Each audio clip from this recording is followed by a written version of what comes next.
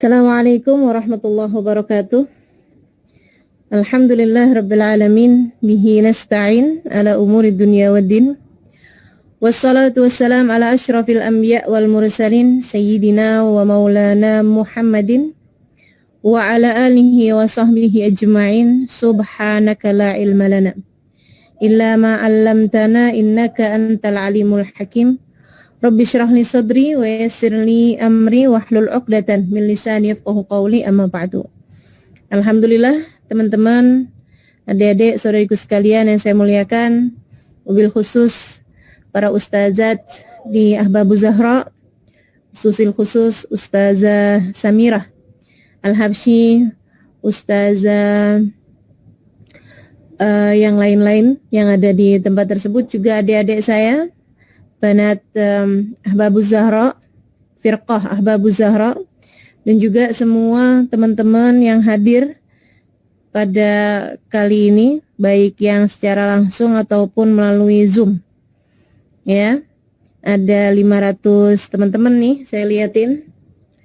Mudah-mudahan kita semua dipandang Allah SWT dengan pandangan kasih sayangnya, dikaruniai ilmu yang bermanfaat buat kita sekalian, dan mudah-mudahan Allah Subhanahu wa Ta'ala menjadikan kita hamba-hambanya yang mulia di sisinya. Amin ya rabbal alamin. Berakhlakul karimah, seperti mana tema kita pada hari ini, yaitu kajian mengenai akhlak, ya. Teman-teman saudariku sekalian saya muliakan, akhlak ini ya, sesuatu hal yang menjadi nilai seseorang. Jadi nilai kita ini bukan tergantung dari bagaimana ibadah kita, bahkan bukan tergantung dari bagaimana akhlak kita, bahkan akan tetapi tergantung dari bagaimana akhlak kita. Bukan tergantung pada ibadah kita, bahkan bukan tergantung daripada ilmu kita, apalagi harta, apalagi kecantikan dan lain-lainnya. Ini kan yang jadi patokan kebanyakan orang tuh kan, nilai seseorang itu biasanya bergantung karena ilmu atau bergantung karena salah, karena ibadah gitu ya. Nah, ini dua hal nih. Ibadah apakah menentukan nilai seseorang? Iya, tapi ibadah yang diiringi dengan akhlak. Kalau ada orang ibadah banyak tapi nggak ada akhlaknya, ini kayak Barseso, kayak Bal'am bin Ba'ur, kayak iblis bahkan. Teman-teman sekalian, ini nama-nama yang saya sebutkan nih. Barseso itu ahli ibadah luar biasa tuh. Dia itu ibadahnya, kabarnya nih si Barseso itu, kalau malam tuh sholat malam sepanjang malam, kalau siang sepanjang hari itu dia puasa. Dan di ibadahnya itu sampai terkenal di mana-mana, dan dia tinggal di dalam sebuah ma'bad, kayak tempat ibadah di gua gitu loh. Akhirnya setan nih berusaha mengganggu dia. Caranya dengan apa? Caranya dengan ya ini tadi ya, akhlak ini ya. Ada satu setan kemudian diutus sama Dewan Persetanan Internasional untuk gangguin si Barseso ini. Dia pun masuk di tempat ibadahnya Barseso. Kemudian dia bilang, saya ini sekarang seorang diri, pengelana, nggak punya siapa-siapa. Boleh nggak saya ibadah sama nama kamu nih Barseso? Temukan ibadah di sini sendirian. Kata Barseso, iya boleh aja. Dia pun tinggal bersama dengan Barseso, teman-teman. Ternyata ibadahnya jauh lebih hebat daripada Barseso. Nah setan, kita kan kalau ibadah kan males karena digangguin sama setan. Kalau setan ibadah digangguin sama siapa? Sama manusia? Kan enggak. Jadi akhirnya si Barseso ini, si temennya Barseso ini, si setan ini, ibadah barengan sama Barseso. Barseso sholat malam, sepanjang malam masih ada ngantuknya, dia nggak ada. Barseso kalau siang puasa masih ada laparnya, dia nggak ada. Barseso zikir masih ada ininya gitu, masih ada entaran istirahatnya, dia nggak pakai. Akhirnya Barseso nanya, kata Barseso gini nih, saya ini dikenal orang sebagai ahli ibadah. Nah ini udah salah pertanyaannya. Tapi saya ngelihat kamu ini, dia bilang ibadahnya lebih hebat daripada saya. Apa yang bikin kamu ini punya ibadah lebih baik daripada saya? Dia bilang kemudian nih, dengerin nih, si setan nih, dengerin. Setan kan suka gangguin kita juga nih kalau ibadah nih. Cuman ya memang bahasanya setan beda-beda lah, disesuaikan sama yang digangguin. Nah kalau yang digangguin kayak kita nih kayaknya setan nggak perlu jurus-jurus aneh-aneh deh, nggak perlu jurus tinggi-tinggi gitu ya, bahkan nggak perlu kunci, pintunya udah ngablak. Ini adik-adik katanya si Barseso bilang kayak begini nih, ini setannya Barseso. Dia bilang, Barseso, kamu itu ibadah masih ada lemesnya, masih ada kurangnya. Karena kamu ini Barseso nggak pernah bikin dosa, nggak pernah maksiat. Kalau saya ini Barseso punya masa lalu yang kelam. Saya punya dosa yang begitu besar. Sehingga setiap kali saya ingat dosa saya nih, oh nggak kena dah. Langsung saya itu jadinya giat ibadahnya. Ini ngaco kan? Belajar sama setan. Jadinya kayak gini nih si Barseso nih. Jadi Barseso ngambil kesimpulan, oh saya ini ibadah kurang kuat karena saya nggak pernah ngerjain dosa. Jadi kalau saya ibadahnya itu mau kuat, berarti saya mesti ngerjain dosa juga. Nah ini kan ngaco kan? Dia bilang, tapi saya bikin dosa apa? Oh tenang Barseso, kalau kamu memang mau kayak begitu, saya akan usahakan. Teman-teman sekalian saya muliakan, ini kan ngaco-ngaco kalau belajarnya dari setan ya kayak begitu itu modelnya. Akhirnya kemudian ada satu keluarga di kampung situ mau bepergian, adeknya perempuan bingung mau dititipin kemana. Setan datang ke situ. Kata si setan, daripada kamu bingung-bingung adeknya mau titipin kemana, titipin aja tuh sama si Barseso, kan dia ahli ibadah. Oh iya bener, dititipin teman-teman saya sekalian sama Barseso. Habis itu mereka pergi, keluarga, si anak perempuan ini yang dititipin ke Barseso, mulai deh, Barseso ente kan mau maksiat tuh ada di rumah kamu sendiri, udah saya urusin dah. Jadi gimana saya ngapain? Ya kamu zina aja sama dia gitu. Wah ntar gimana kalau datang? Nah kan habis itu kamu taubat, bener-bener.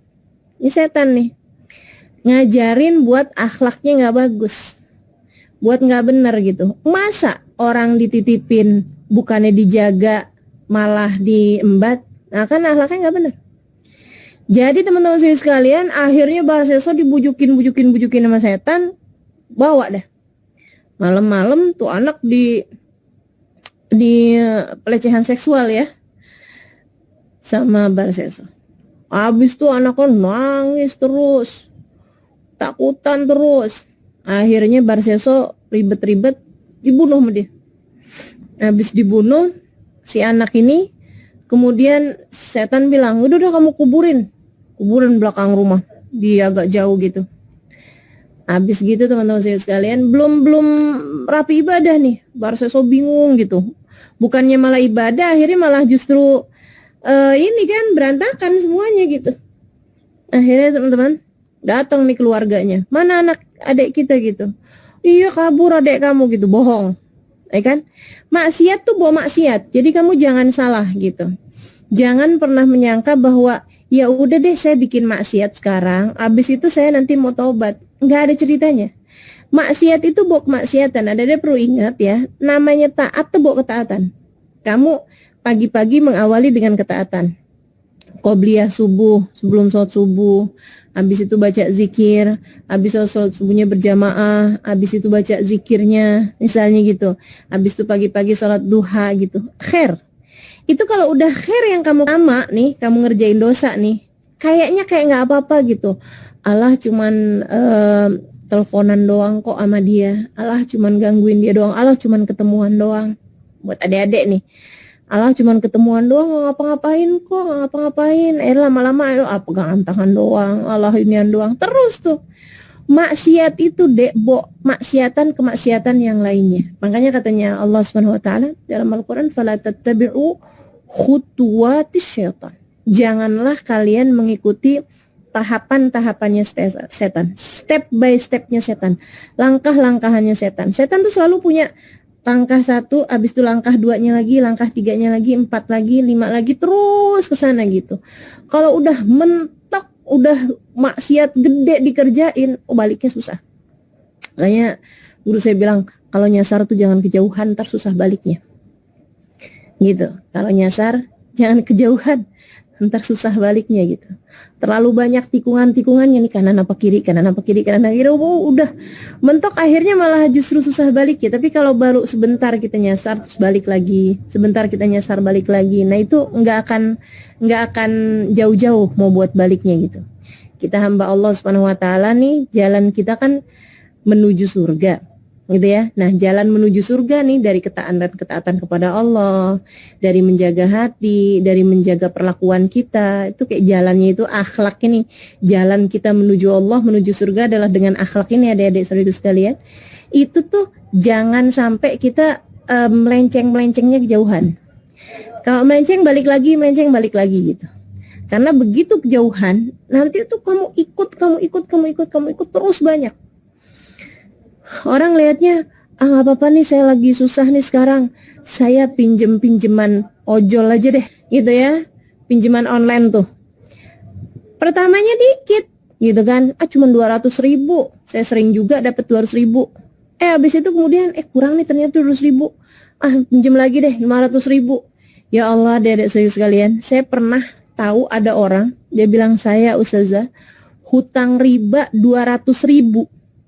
Sampai saya sekarang kehilangan 1 rumah. Jadi rumahnya habis rumahnya Dedek buat bayar inian, buat bayar pinjamannya dia gitu. Cuman dari 200.000 yang pertama kali dia hutangin tersebut. Bahaya banget gitu. Itu dia si setan tuh. Kerjanya tuh selangkah, langkah. Setan tuh kalau ngajakin kita kepada maksiat kayak begitu modelnya. Ingat bahwasanya kebakaran yang besar sekalipun diawali dengan percikan api yang kecil. Kebakaran besar seperti apapun diawali dengan percikan api yang kecil. Maka kalau kamu kepengen jangan sampai terjadi kebakaran, setiap kali ada percikan api sekecil apapun, padamkan dia. Padamkan, kembalilah ke jalan yang benar dengan mulia itu. Adalah akhlak kita. Ibadah sekalipun harus diiringi dengan akhlak. Kayak si Barseso ini, apa akhlaknya dia dalam beribadah tuh sampai bikin dia itu kehilangan ibadah semuanya hanya karena akhlaknya dia yang jelek ini. Teman-teman saya sekalian, Barseso tuh akhirnya si setan datang ke rumahnya dia nih, ke rumahnya keluarganya. Dia bilang, itu Barseso itu adik kamu itu bukannya kabur tapi dibunuh sama dia. Perkosa, dibunuh, terus disembunyikan. Ininya jenazahnya dikuburkan di tempat ini gitu. Keluarganya datang ke sana, dikeduk, kemudian akhirnya ternyata benar. Marah semua orang. Akhirnya kemudian mereka membuat kayak demonstrasi besar-besaran. Akhirnya si Barseso ini dinaikkanlah di tiang gantungan. Udah ada tiang gantungan nih adik-adik, teman-teman, saudariku sekalian saya muliakan. Habis gitu kemudian begitu udah ada di tiang gantungan si Barseso ini, setannya datang lagi. Terus dia bilang, ini gara-gara kamu nih, kata Barseso. Dia bilang gitu, tunggu dulu Barseso, saya emang bener nih bikin kamu ada di sini nih.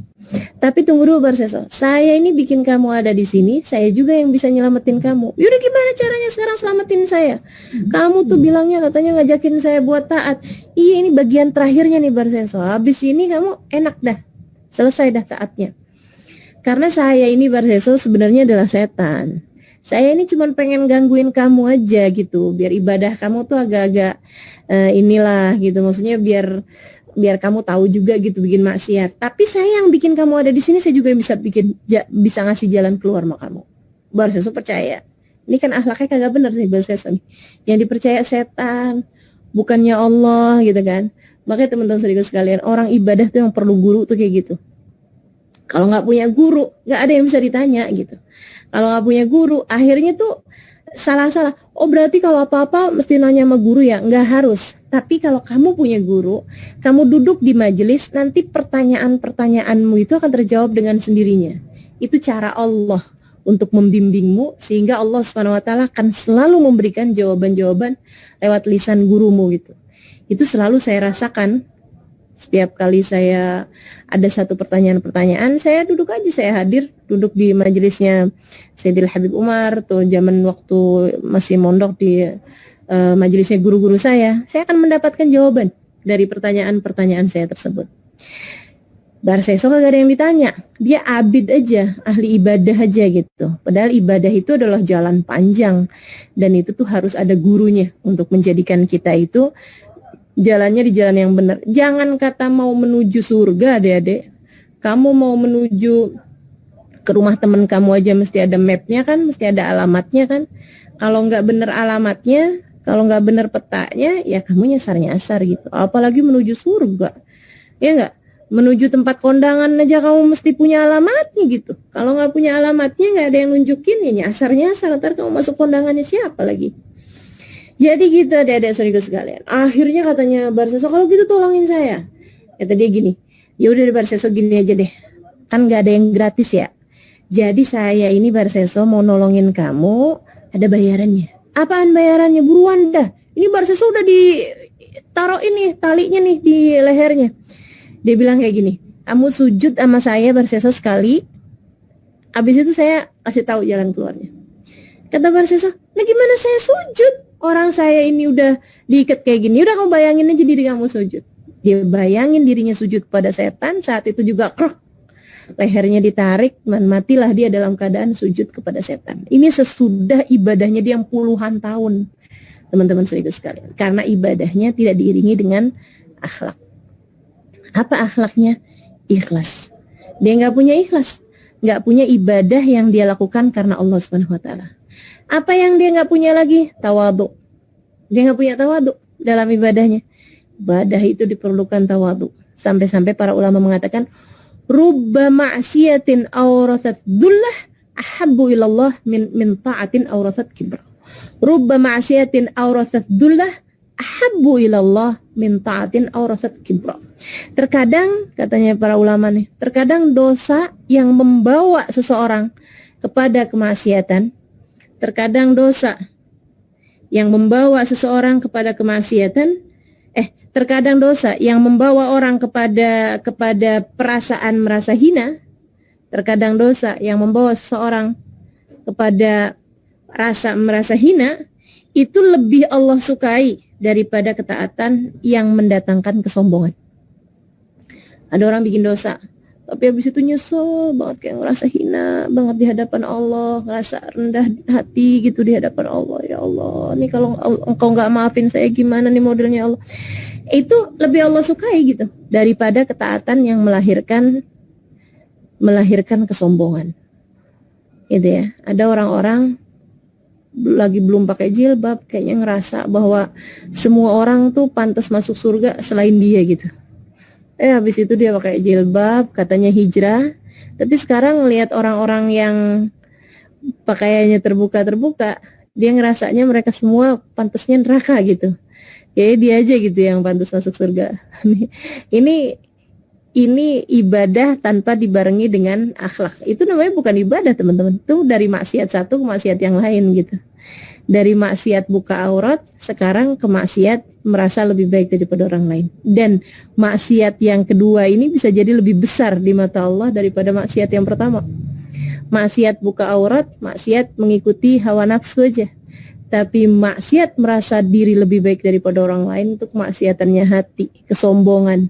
Kesombongan ini aba wastakbar wa kana minal kafirin. Kata Allah Subhanahu wa taala, setan ini aba, enggan buat sujud, wastakbar, dan dia sombong, fa kana minal kafirin, maka dia termasuk di antara orang-orang yang kafir. Naudzubillah min dzalik. Ini yang merasa sombong. Bahkan si Barseso tadi yang saya ceritain juga punya akhlak lain yang jelek banget ya. Punya pribadi yang jelek banget. Apa itu?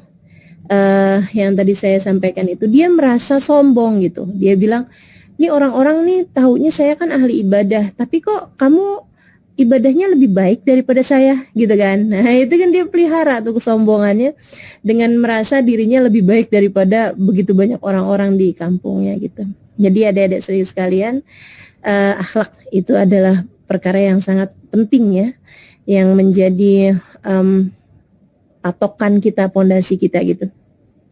Bukan akhlak, bukan ibadah, bukan juga ilmu. Ilmu juga kalau misalnya ilmu doang gitu ya, tidak didasari dengan akhlak, wah ada berapa banyak banget ulama-ulama bahkan yang dia merasa begitu hebat, yang dia merasa begitu berilmu, akhirnya malah jadi enggak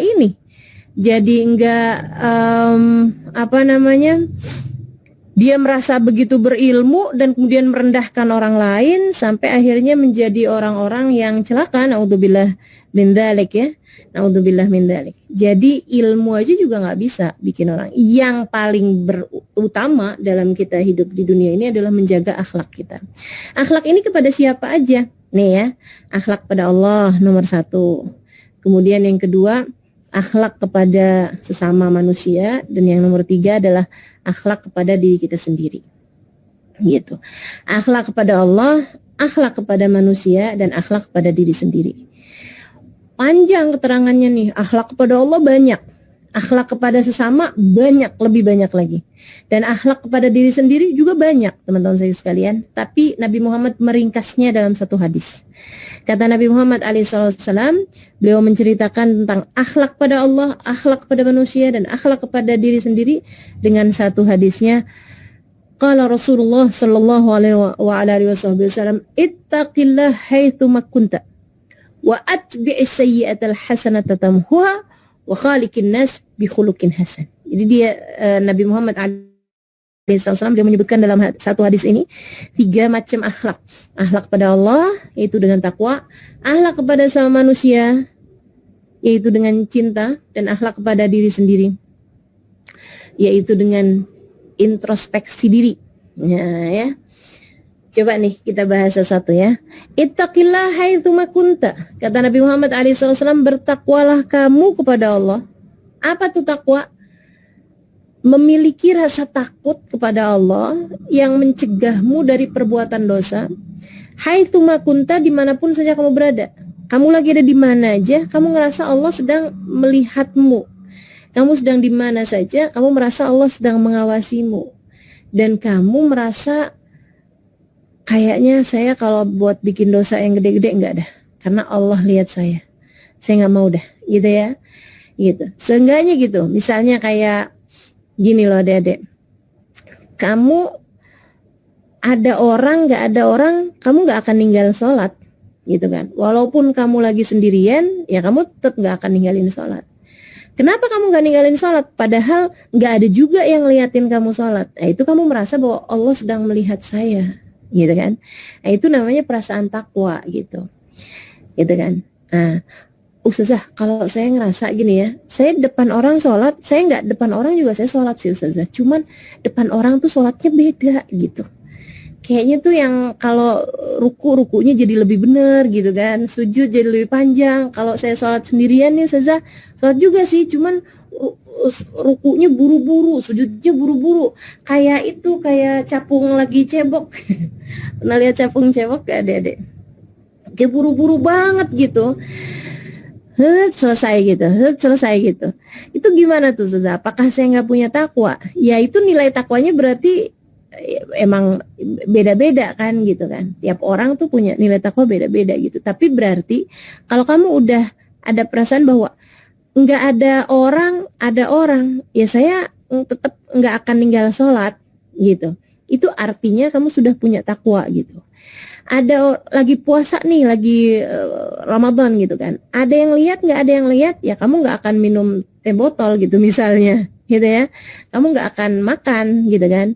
Nah itu artinya bahwa kamu sudah punya takwa itu gitu, yang menghalangkanmu untuk melakukan hal-hal yang kamu tahu bahwa itu adalah sesuatu hal yang dilarang. Cuman memang nilainya itu kan beda gitu kan. Tiap orang itu nilainya beda-beda. Para hamba-hamba tercinta di sisi Allah Subhanahu wa taala kayak Sayyidina Syekh Abu Bakar Ibn Salim itu la yura illa mutawarikan. Itu lagi barengan orang, bahkan lagi sendiri, kalau duduk selalu aja duduknya tahiyat akhir. Kalau duduk selalu tahiyat akhir, nggak pernah apa ya, kecuali memang kondisi-kondisi ya, kayak misalnya lagi buang hajat ya pasti jongkok kan gitu ya. Tapi misalnya kayak duduk gitu kan, mau di kamarnya, mau lagi barengan sama tamu, mau lagi barengan sama murid-muridnya, mau lagi apa aja, beliau duduknya tuh duduk tahiyat akhir tuh deh. Duduk tahiyat akhir tuh Bu. Akhirnya kemudian murid-muridnya tuh pada nanya gitu di akhir-akhir kehidupan beliau. Mereka bilang, "Ya Syekh, kalau engkau capek nggak apa-apa loh duduknya, mau misalnya kayak selonjoran atau apa, kita kan juga murid-muridmu sendiri."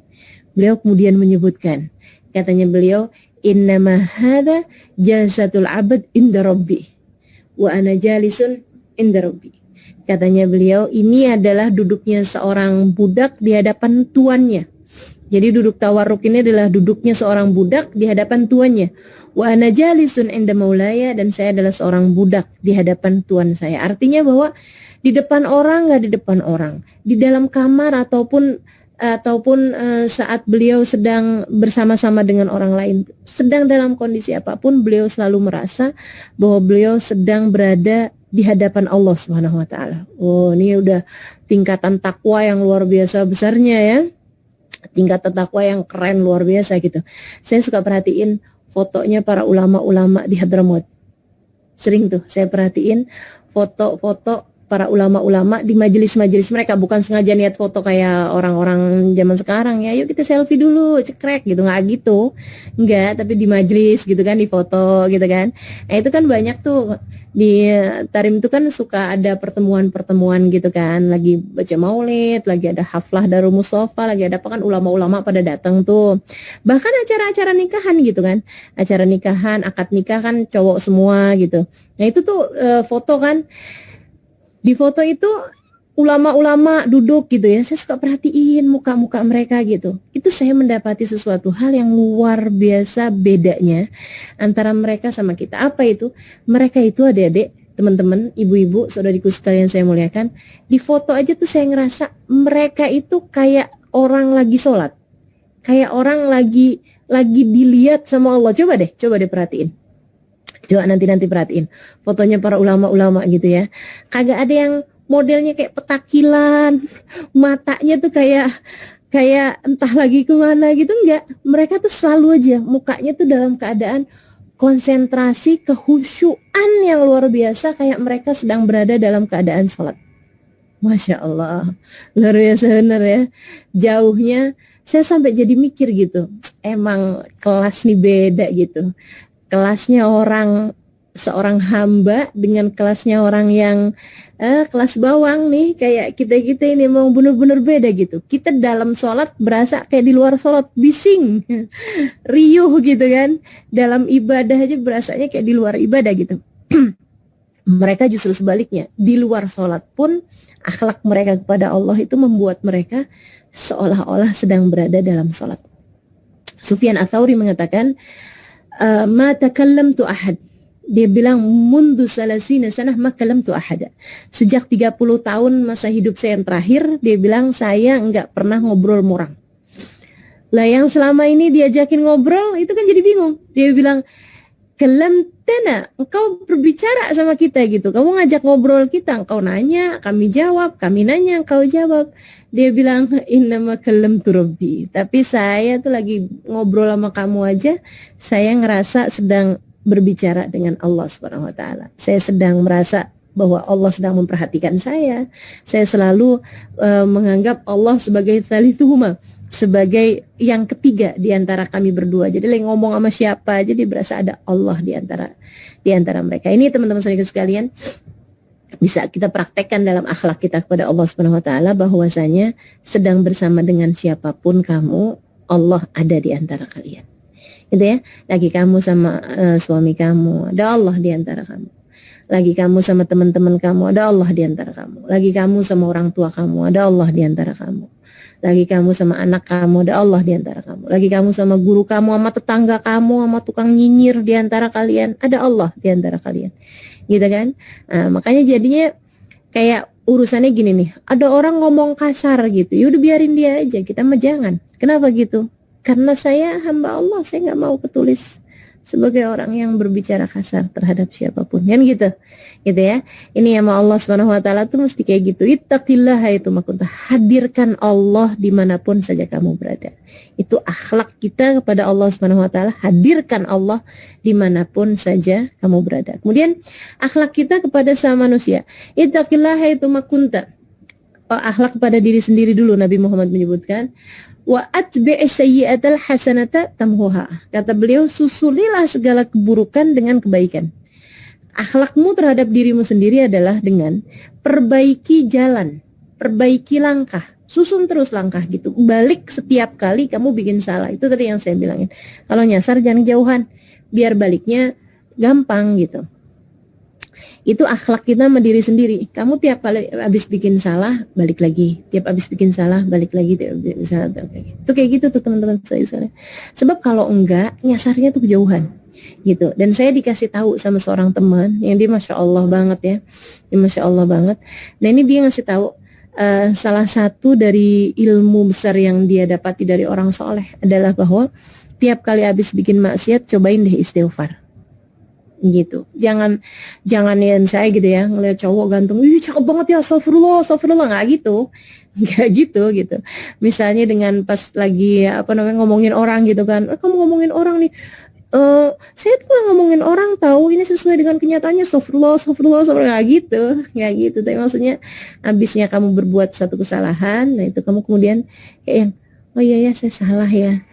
Nah, kamu pegang tasbih atau dengan tangan kamu gitu, ya Allah maafin ya Allah, astagfirullah,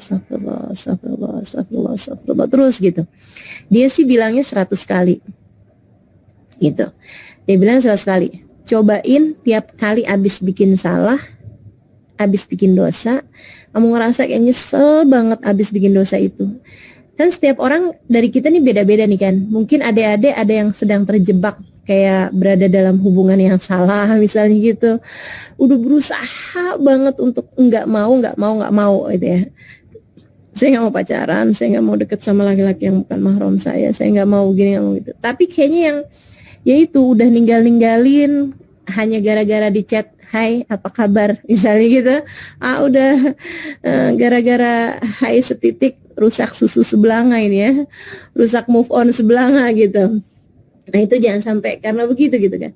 Ini gimana sih caranya, kadang-kadang tuh kita udah yang setengah mati loh menghindari diri kita dari kemaksiatan gitu. Tapi ujungnya kayaknya akhirnya balik lagi gitu. Ini salah satu tipsnya dari teman saya nih, seorang perempuan sangat soleha. Dia ngasih tahu bahwa cobain setiap kali habis bikin salah istighfarin. Dia bilang sih 100 kali, tapi kalau misalnya enggak ya 40 kali gitu. Kalau misalnya kebanyakan juga ya berapa ya, 11 kali gitu. Tapi kayaknya dikit banget deh. Cobain 40 kali atau 100 kali gitu. Gak usah yang panjang-panjang. Astagfirullah. Itu kalau kamu lakuin, itu kayak abis jalan salah balik lagi. Kamu gak pernah berada dalam kesalahan yang sampai ngeblangkrak gitu loh. Sampai berada di kesalahan yang kamu susah mau buat baliknya. Gitu. Atbi'is sayyi'atal hasanata tamhuha. Seselin setiap kali habis bikin kesalahan. Misalnya gitu, kamu ngerasa enggak sih saya pacaran, enggak sih, cuman ya ampun susah banget sih ngontrol lisan gitu ya. Ini saya nih kalau udah marah ya Allah, nih mulut minta dicabein gitu. Kayak mau bener nih susah banget gitu mau jagain mulut biar nggak ada orang yang sakit hati dengan ucapan saya misalnya gitu. Ya udah, tiap kali kamu habis ngomong yang kasar, tiap kali kamu habis ngomong yang nggak enak, tiap kali kamu habis ngomong yang kayak nyelekit, pedas dan lain sebagainya gitu, cobain kamu istighfarin gitu. Kamu istighfarin dan kamu juga minta maaf sama orangnya. Itu terus kamu kerjain itu terus lama-lama kamu akan akhlaknya akan baik, adik-adik. Kamu lama-lama, ibu-ibu, teman-teman, saudara sekalian, lama-lama kamu akan jadi baik dah. Kalau misalnya setiap kali habis bikin salah, wa atbi'is sayyi'atal hasanata tamhuha gitu. Susuli setiap kali kamu bikin salah dengan kebaikan sesudahnya, yaitu salah satunya dengan istighfar. gitu ya. Tamhuha, maka itu akan menghapuskannya. Kemudian akhlak yang terakhir kepada sesama manusia, kata Nabi Muhammad, khaliqin nas bi khuluqin hasan. Perlakukan setiap orang dengan perlakuan yang baik. Jangan lihat perlakuan orang padamu, tapi lihatlah perlakuanmu kepada orang lain itu adalah yang akan kembali kepadamu. Jadi sejatinya perlakuan kita itu kita hanya akan dibalas dari perlakuan kita kok, bukan perlakuan orang lain, tenang aja. Kalau urusan dijahatin sama orang, teman-teman saya sekalian, Nabi Muhammad tuh dijahatin sama orang lain. Nabi Muhammad ketika dikatain gila, apakah bikin Nabi Muhammad kemuliaannya jadi berkurang? Apakah kita nih jadi mikir Nabi Muhammad dikatain gila, apa iya ya kan enggak gitu loh. Enggak akan pernah kelintas di pikiran kita hal-hal yang seperti itu kan gitu. Jadi orang tuh kalau mulia aja gitu. Dan Nabi Muhammad mulia karenanya Nabi Muhammad nggak pernah bohong. Nabi Muhammad mulia karenanya Nabi Muhammad nggak pernah ngatain orang. Nabi Muhammad mulia karenanya Nabi Muhammad nggak pernah nyinyir.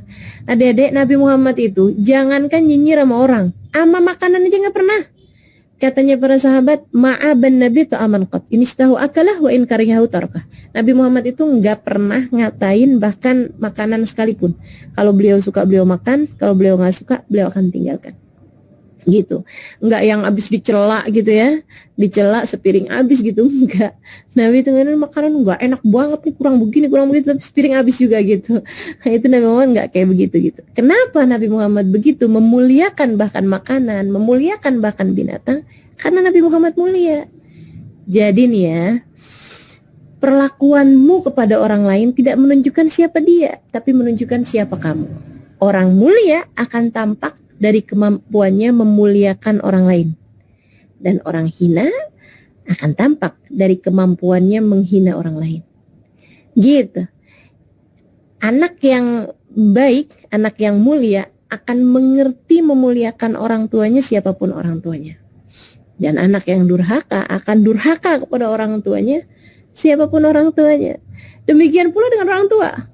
Orang tua yang mulia akan mampu memuliakan anak-anaknya, siapapun anak-anaknya, seperti apapun anak-anaknya, mau punya anak yang berkebutuhan khusus misalnya, mau punya anak yang kayak gimana, dia mampu memuliakannya, karena dia orang tua mulia. Dan orang tua yang hina, na'udzubillah, akan selalu menghina anak-anaknya, siapapun anak-anaknya. Mau anak-anaknya bisa apa juga, dia pasti akan menghina anak-anaknya. Kenapa? Karena dia bukan orang mulia. Istri yang mulia akan bisa menghormati suaminya, akan bisa memuliakan suami, siapapun suaminya. Dan istri yang hina, pasti hanya akan menghina suaminya, siapapun suaminya juga gitu. Demikian pula dengan suami. Suami itu kayak gitu juga. Suami yang mulia akan bisa memuliakan istrinya, siapapun istrinya. Dan suami yang hina hanya akan menghina istrinya, siapapun istrinya. Mau punya istri ustazah juga, mau punya istri hubabah juga. Kalau dia orang yang hina, ya pasti akan dihinakan juga. Mau punya suami habib juga, mau punya suami ulama juga, kalau dia adalah istri yang hina, ya dia akan tahu aja cara menghina suaminya gitu. Itu maka perlakuan kamu terhadap orang lain, sekali lagi dek, tidak menunjukkan siapa dia, tapi menunjukkan siapa kamu. Bu, perlakuanmu kepada orang lain tidak menunjukkan siapa dia, tapi menunjukkan siapa kamu. Perlakuanmu kepada orang lain memuliakan dia itu karena kamu memang orang mulia. Dan kalau kamu selalu menghina siapapun, itu karena kamu memang hina. Orang yang merendahkan orang lain tidak menunjukkan apa-apa selain kerendahannya sendiri. Dan orang yang mampu menghargai setiap orang adalah orang yang memang begitu berharga, sehingga dia akan mampu menghargai siapapun. Nah, 3 hal itu dah. Akhlak kita kepada Allah dengan takwa, akhlak kita kepada diri sendiri dengan selalu kembali kepada jalan yang benar, menyusuli keburukan dengan kebaikan, dengan introspeksi jalan, dan akhlak kita kepada diri kita sendiri, yaitu dengan akhlak kita kepada sesama manusia, yaitu dengan mencintai siapapun, memuliakan siapapun, menghormati siapapun, menghargai siapapun ya. Karena perlakuan kita menunjukkan siapa kita, dan kita akan dibalas oleh Allah Subhanahu wa taala sesuai dengan perlakuan kita tersebut.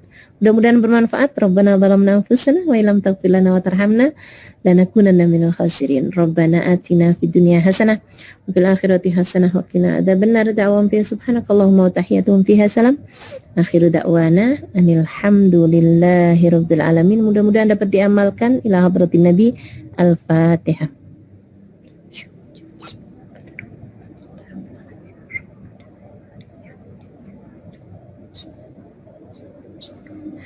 صراط الذين أنعمت عليهم غير المغضوب عليهم ولا الضالين آمين. ربنا ظلمنا أنفسنا وإن لم تغفر لنا وترحمنا لنكونن من الخاسرين. وصلى الله على سيدنا محمد وآله وصحبه وسلم walhamdulillahi rabbil alamin. Kita bacakan Fatihah juga untuk Ahbabuz Zahra ya, untuk Bu Ida sekeluarga, anak mantu cucu, dan juga buat semua ustadzah-ustadzah di Ahbabuz Zahra, semua pelajar-pelajarnya, insya Allah mudah-mudahan selalu dipandang Allah Subhanahu wa taala dengan pandangan penuh kasih sayang, insya Allah. Dan juga buat semua teman-teman yang telah menghadiri majelis ini dari awal hingga akhirnya, mudah-mudahan Allah Subhanahu wa taala mengabulkan hajat kita semua, dikaruniakan kepada kita semua akhlak yang mulia, menjadikan kita hidup mulia dunia dan akhirat. Ila hadratin Nabi Muhammad sallallahu alaihi wasallam. Al-Fatihah.